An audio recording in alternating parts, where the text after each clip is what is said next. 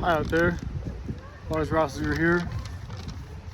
Just wanted to share some thoughts and questions on some music and a couple of ideas or stylistic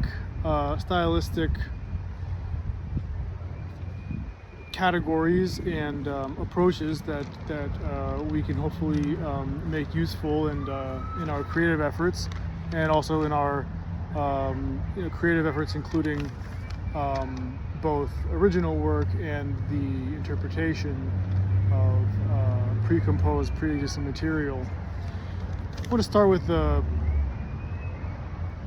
contrast, a bit of compare and contrast, or just kind of side-by-side juxtaposition between the concept of a jazz style of music and the concept of a classical style of music. I think it's important to mention right away that getting beyond the one or two word terminology kind of constructs is really important, and that is often a very instructive and useful exercise. So, it's not enough just to say a jazz tradition or a classical tradition,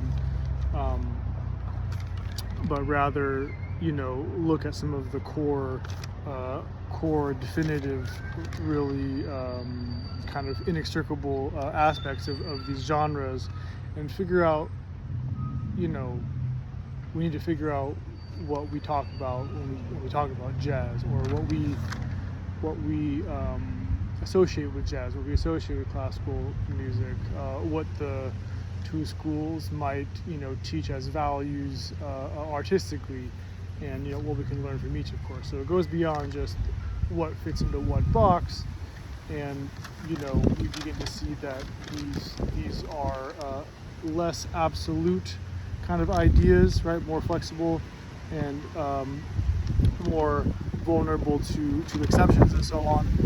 And they're useful in contexts that one may not always associate with jazz music and classical music. So let's look at that. We can say that again, without making too absolute a statement, or not making any edicts or super firm or permanent directives, we can look at a couple of tendencies that help us ask questions and help us figure out what it is we want to do. So one would be, on the kind of in the jazz category,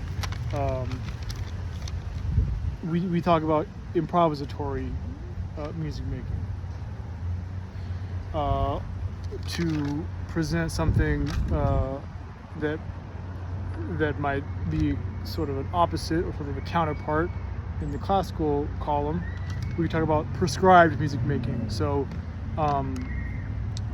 a pre-planned, predetermined way to sing or play, right, or make music in general.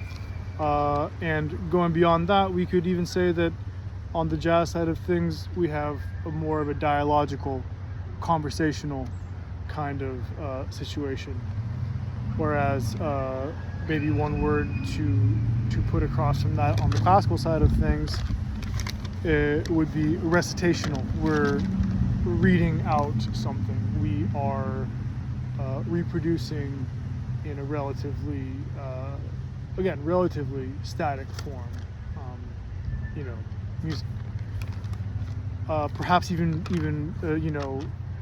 beyond that, or again in a related sense, could we say that jazz is more like spoken language, and that classical is more like again as broad terms, sort of in an institutional, or how would you say, in a mainstream sense, maybe even, right? Could classical music be more like the written transmission of language, right? Reading out a text verbatim. Okay, so we can think about these things and kind of with of course the understanding that none of this needs to be set in stone. We can say that jazz can perhaps bring up questions of improvisation, dialogue, spoken language, classical music in a traditional sense. But again, I always say classical is kind of a loaded term. It almost requires discussion, right? We can't just say classical. It's like God, right? We can't just say God. We can't just say I am Catholic, I am Christian, I am Muslim, I am Buddhist, I am Sikh. We need to talk more about these things. It's not enough just to say one or two words. So it's a loaded term, I would say, right? It asks maybe more questions than it answers, right? Classical music, prescribed, recitational. It's like written language. Now, let's see.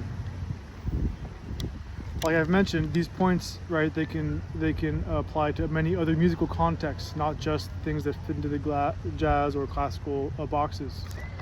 So right off the bat, that's useful. I'm always aiming for what's useful, right? We may ask the question: okay, do the popular styles, the kind of what we come to understand as radio-friendly styles, Muscle Shoals music, soul, Motown, R&B, blues in a kind of more radio-friendly sense, commercial sense, recording age kind of sense. Could we ask that maybe those styles are more similar to a spoken accentuation?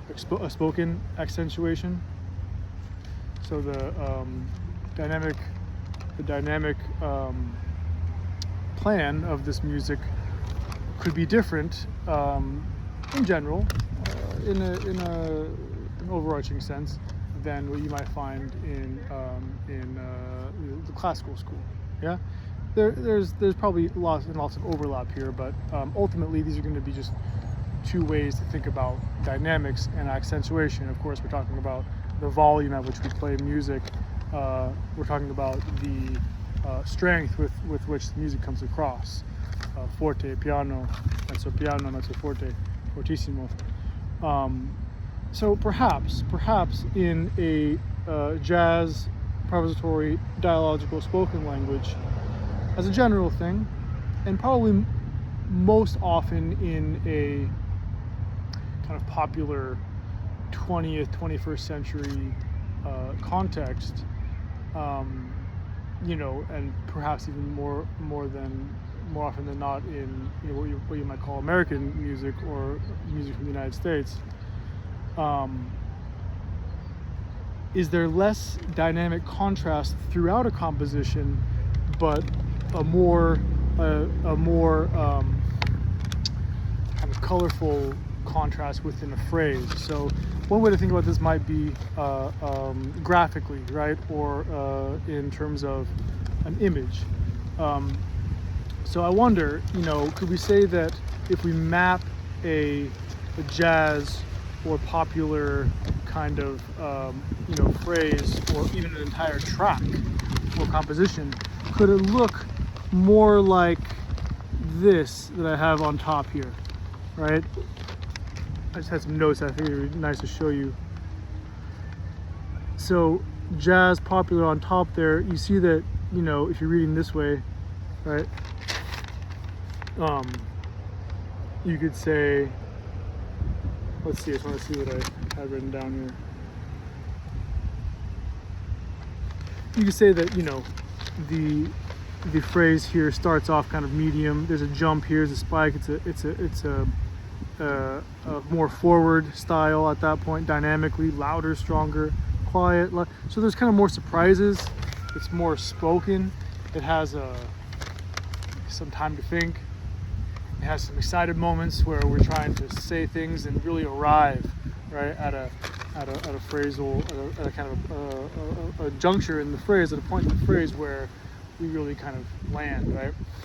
Whereas maybe in terms of like a classical or like more notation based kind of art music, as it might be called,